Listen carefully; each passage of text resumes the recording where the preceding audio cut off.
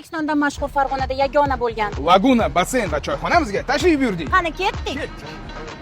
Laguna basseynimiz sharoitlaridan biri erkak va ayollar uchun alohida dush va razdivalka mavjud. Va yodgorlik вообще zo'r joy ekanmi? Вообще dahshat joy ekan. Men kutmagandim bunaqa basseyn borligini Farg'onada. Elmun qarang joyda chiroyliligini. Maza qilib 5-6 o'rtoqlardan dam olib ketadigan joy ekan, ayla. Ha, albatta yodgor aka. Qaranglar, 20-25 kishilik besedkalari ham bor ekan. Вообще zo'r a. Yosh bolalarimiz uchun alohida maxsus basseyni bor ekan. Laguna choyxonasining atmosferasiga umuman gap yo'q.